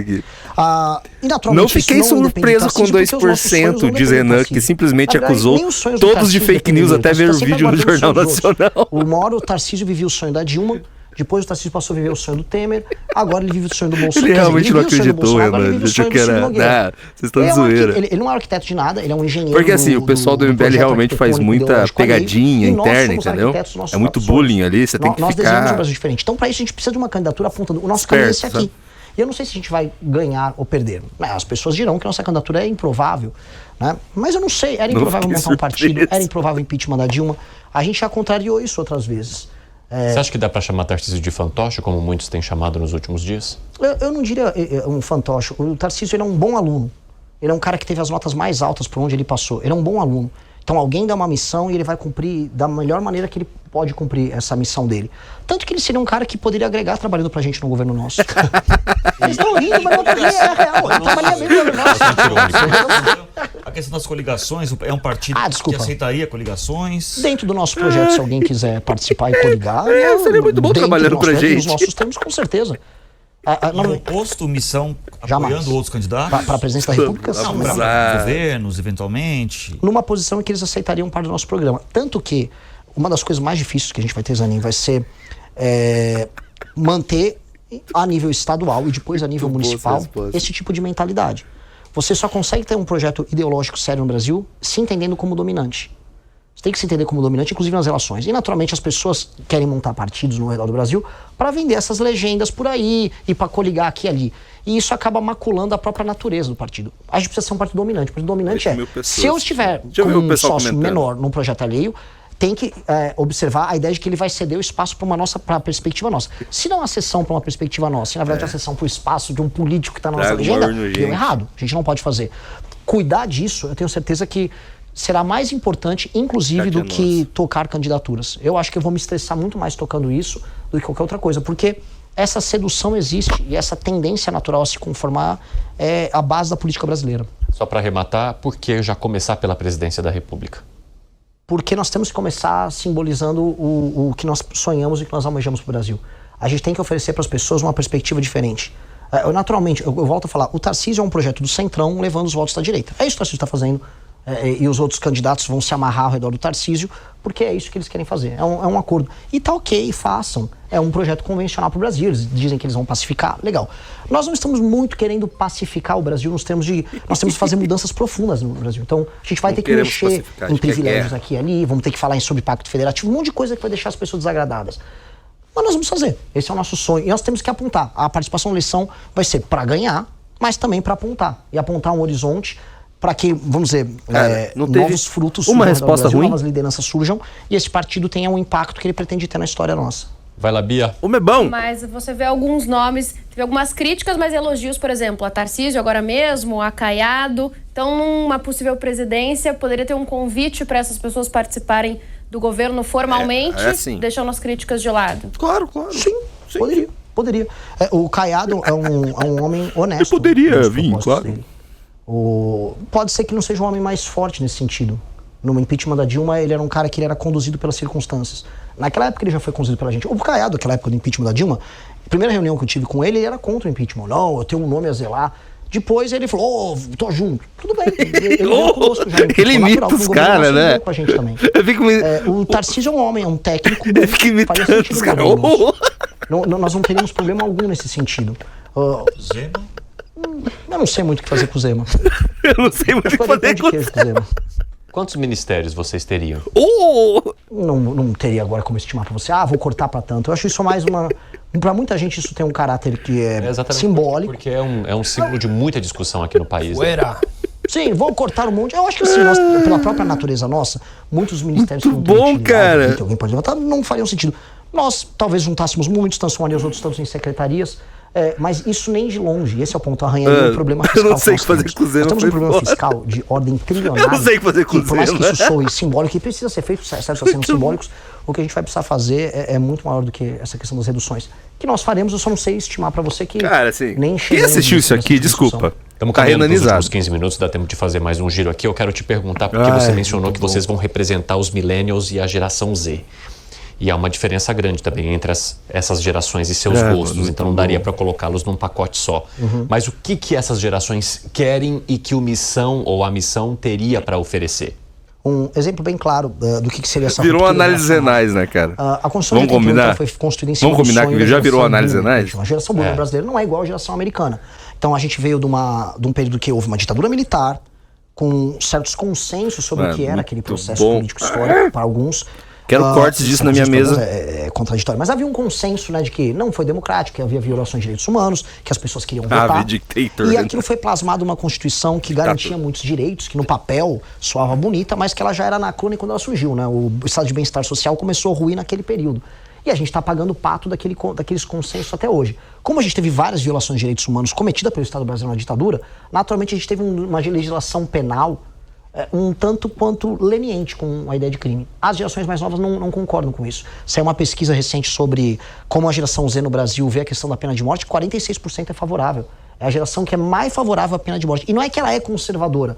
Você tem números... É a geração que é mais favorável, por exemplo, ao aborto e liberação de drogas, mas ela é a favor da pena de morte. Em uma intensidade muito maior. Essa perspectiva sobre enfrentamento ao crime que essas gerações mais novas têm, não tem a ver com a perspectiva que a gente viu no momento que a Constituição foi feita. A ideia da garantia de direitos, né? A gente tinha em 88 a ideia de direitos, precisamos de direitos, né? Isso vai ser uma forma de garantir a nossa cidadania. O Brasil é um Eduardo país Bolsonaro muito rico, com 70% de rejeição em São Paulo. A perspectiva dessas gerações não é exatamente essa.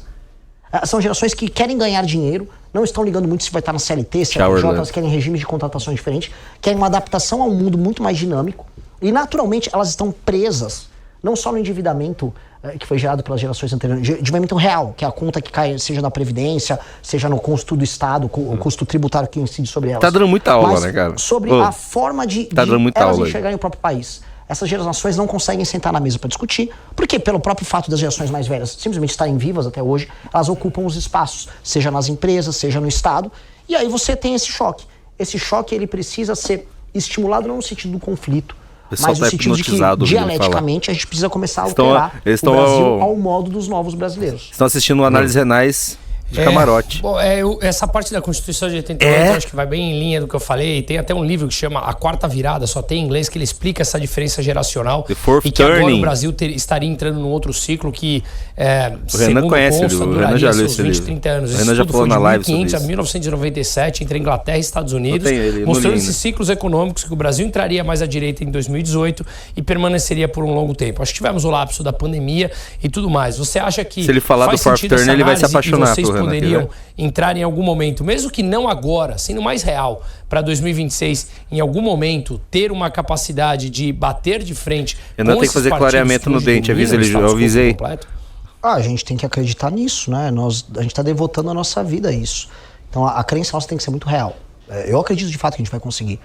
Eu acredito de fato que assim, porque no começo você não é necessariamente o mais popular, mas nós trazemos os melhores. E hoje, nós não podemos ter a maior parte dos brasileiros hoje ao nosso lado. Eles sequer conhecem nossa mensagem, nós somos um partido que está nascendo, mas os jovens mais interessantes, nas melhores posições, eles já entenderam a mensagem e estão participando disso. A quantidade de pessoas brilhantes que a gente está trazendo, jovens que trabalham com startup, que estão falando, não, eu vou trabalhar no projeto de vocês, jovens que trabalham no setor de tecnologia, jovens no mercado financeiro, jovens que se formaram nas melhores faculdades de direito do Brasil, eles já entenderam que o projeto da geração deles é o nosso.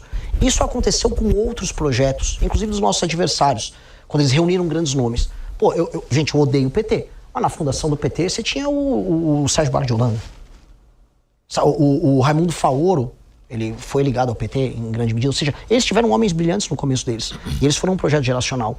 Nós estamos começando a reunir pessoas muito jovens e muito inteligentes que vão trazer um impacto na vida brasileira nos próximos anos. E isso a gente vai sentindo como vai acontecer. Só que eles estão sentindo isso que eu digo, que é o que os nossos coletores sentiram no processo de criação. Nós estamos fazendo algo que os outros ainda não fizeram. Mas quando você fala a gente tem que acreditar nisso, já não há um descolamento da realidade, porque se a gente tem que acreditar é porque de fato isso não aconteceria. Não, é que eu digo isso como uma resposta no sentido de que eu não poderia não acreditar nisso, para ser mais preciso, com todo o trabalho que a gente está tendo. Porque se esse é o trabalho das nossas vidas, a gente está botando o coração nisso, naturalmente a crença tem que ser muito forte. Mas eu quero saber, há viabilidade para isso? Tem que ter e terá. Não, tem que ter não, eu quero saber se tem. É porque eu tenho que ter, é um ato de vontade. Se eu ficar olhando estatística, nós somos um grupo minoritário. Só que eu não sou um olhador de estatística. Se olhasse estatística, a gente não tinha feito partido. A vontade humana. Daqui a pouco, eu não quero parecer filósofo aqui, mas daqui a pouco vem as inteligências artificiais, elas vão substituir boa parte da nossa capacidade técnica em muitas coisas. A única coisa que vai restar para o ser humano é a capacidade de sonhar e a vontade de realizar. Então, graças à nossa vontade, a gente fez o impeachment da Dilma quando era muito improvável.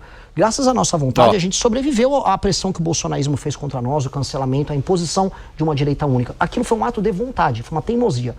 Graças à nossa vontade, nossa teimosia, a gente criou um partido. E olhando o Brasil hoje, você entende que o impeachment da Dilma resolveu o problema? Não, porque não existe fim da história. O impeachment da Dilma não resolveria nada, mas o impeachment da Dilma era necessário naquela época para afirmar, inclusive, uma posição contrária a não só a pedalada fiscal, isso aqui não era sobre pedalada fiscal, a um tipo de governança corrupta que a gente tinha na mão do PT naquele período. Tá indo muito Naturalmente, bem, as decisões que nós, enquanto brasileiros, tomamos no pós-impeachment foram ruins. Meia-noite. Elegeram o Bolsonaro como líder disso. Desculpa o termo, deu caca aí, né, para não falar palavrão. E agora a gente lida com as consequências disso. Todos nós lidamos. Agora, o impeachment da Dilma não arrepende em nenhum momento daquilo. Foi um momento de despertar. O problema é, nós despertamos e fizemos besteira. Nós despertamos, pegamos um cara meio bobo aí, oi, tudo bem, sou o Bolsonaro, e botamos lá. Botaram um idiota numa posição importante, o idiota fez o que o idiota faz, cara. Pautas importantíssimas para o país ao longo do projeto dele, né? Mas, acima de tudo, ele pegou todas essas pautas e submeteu à vontade dele. O Bolsonaro pegou toda a agenda daquilo que a gente chamava de direita e grudou nele e destruiu tudo. Tanto que em todos os termos, o direito é ser o menor. A agenda liberal que nós defendemos, agora vai tomar o menor um corretivo do presidente. A gente não fala mais em reformas em termos liberais com ninguém. Todo mundo fica falando isso meio escondido. Quase ninguém produz mais conteúdo em rede social nesses termos. E agora fala, agora o Milei andou com isso na Argentina. No Brasil isso diminuiu. A agenda anticorrupção na direita. Bom, o Bolsonaro tinha uma PEC pró-impunidade que ele votou junto com o PT no governo dele. O Bolsonaro foi um político pró-corrupção no governo dele, pra gente ser claro. Pelo menos que você anda com uma PEC pró-impunidade, que é a PEC que o Centrão queria, o PT queria, e os bolsonaristas estavam votando, quem que combateu ali, ele acabou com aquela agenda. O Bolsonaro me falou, eu acabei com a Lava Jato. Então, se a gente olha os pressupostos daquela direita, o Bolsonaro destruiu tudo. O Bolsonaro ele foi uma lepra para a direita brasileira. E ele transformou o que eram causas, 2015, 2016, veio nas manifestações, eram sobre causas. Que era muito louco num país como o Brasil. E virou sobre o Bolsonaro. Tanto que as pessoas ficam lá orando na Paulista. Ai, presidente. As pessoas choram. Na época, antigamente era impeachment, prisão da Dilma, Operação Lava Jato. Hoje é eu te amo, Bolsonaro. Esse cara é um parasita. O preço que esse cara cobrou para a direita brasileira, a gente vai ficar pagando por anos a fio. É uma desgraça. Mas, né, as coisas são como elas são. Nossa. Vai lá, Elias. Ficou nervoso. Destruiu o ANCAP. Na nossa reta final da conversa, né? Eu queria saber de você o que você acha da eleição do ano que vem, de como a esquerda vai se posicionar. Há espaço para uma reeleição do Lula? Claro que há. Em termos eleitorais, e ele tá no jogo. Eu não acreditava que sequer que ele ia ser candidato. No cenário em que ele percebesse que ele poderia perder, ele não seria candidato. Porque se você for pegar a narrativa histórica do Lula, né? Foi preso, aí voltou e salvou a democracia. Ele terminava, escrevia um livro, falava que é um grande herói, aí abraçar ali todas as lideranças de esquerda do mundo e tchau. Mas faltou combinar com a realidade. Ele não vem fazendo um governo bom. E foi de graça, tipo, Sidônio, o Musa, ele é só ficar quieto, né? Ele quis defender o Bolsonaro e ó... Eles começaram a tirar um pouco a Janja... Alvivaz tá triste. Olha lá, tá digitando. Ai, mano! Populismo puro e simples. Não gostei do Renan, tá digitando o celular. Erguido. Cara, a popularidade dele começou a aumentar. Mas defendi meu mito. Com a base social clássica dele, que são as pessoas mais humildes.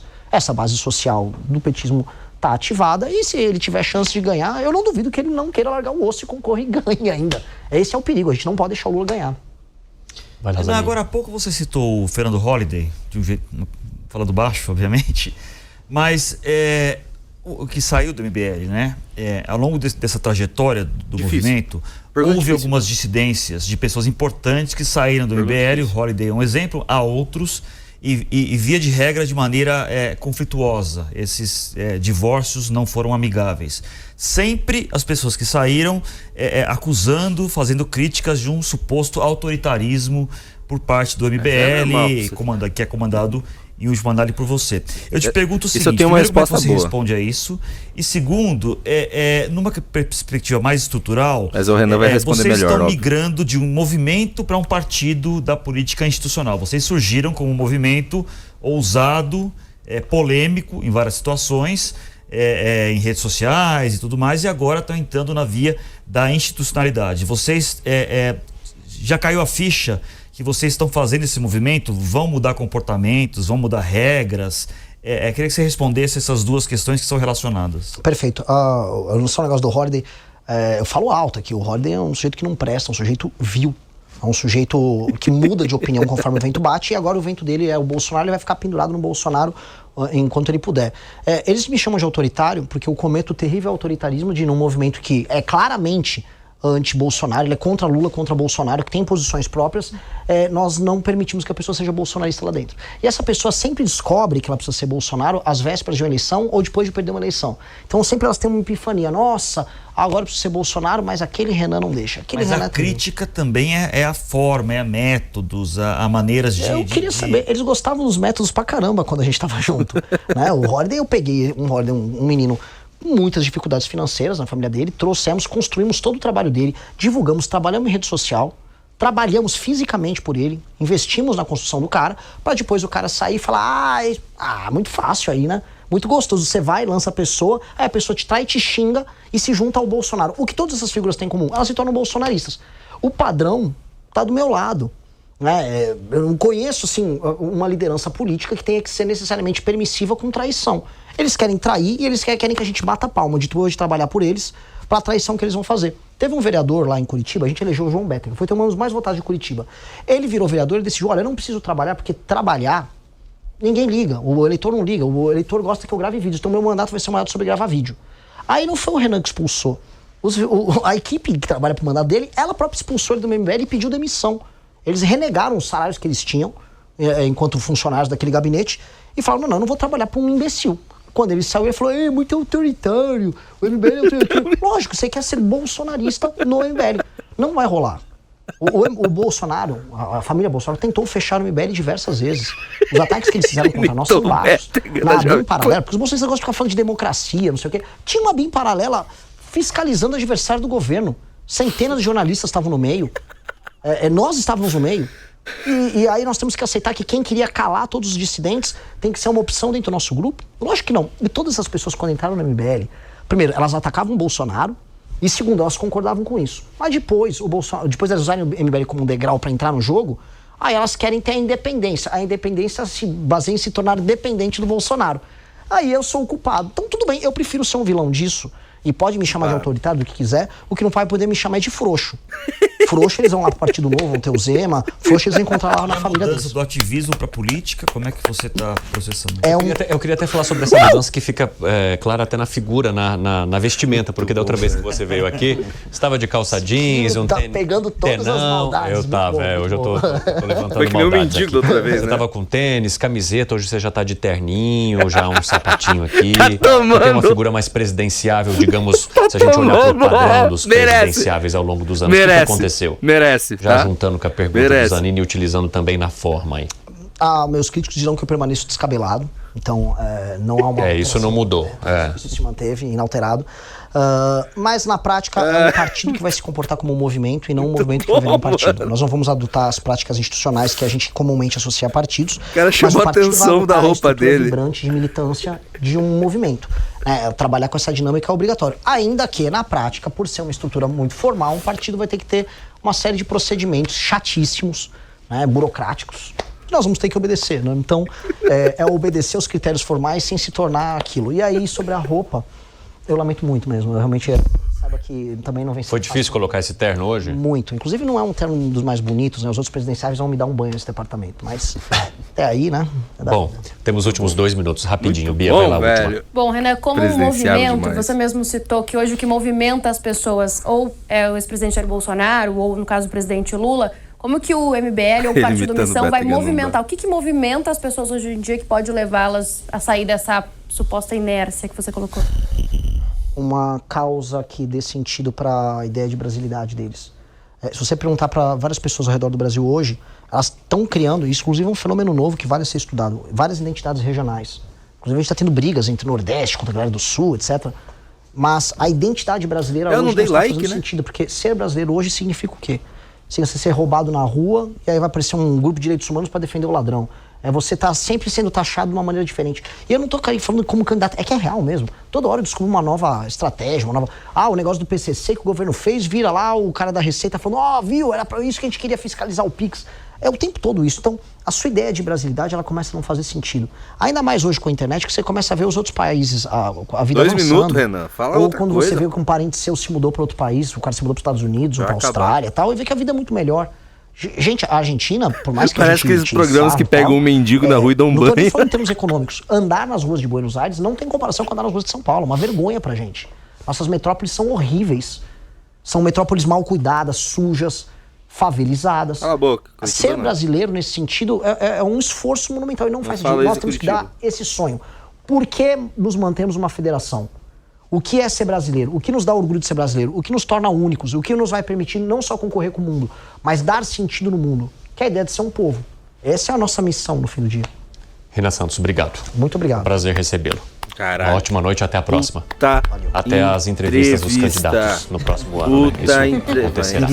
Fábio Zanini, obrigado. Obrigado, foi um prazer. Bruno Musa, ótima noite. Meia-noite, acabou meia-noite. 8.100 pessoas assistindo. Beatriz Manfredini, volte sempre. Obrigada, volto. Elias Tavares, você também é sempre bem-vindo. Muito obrigado, Evandro. Gente, obrigado pela tua companhia e audiência nesta segunda-feira. A gente se vê ao longo da programação da Jovem Pan. Fiquem com Deus. Cara, sim, posso falar? Que entrevista. Que entrevista foda. Vamos ver o que o pessoal tá comentando na entrevista no Twitter. Tem o Elon Musk falando da ucraniana. Renan Santos não vai se eleger, não com este discurso, talvez nunca consiga.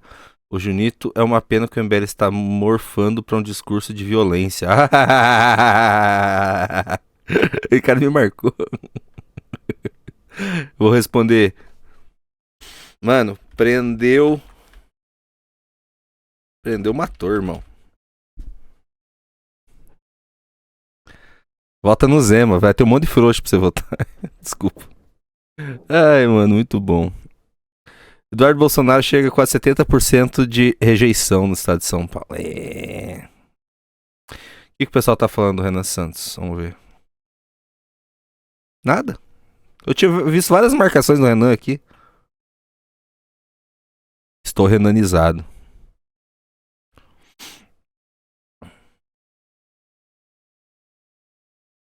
Renan Santos.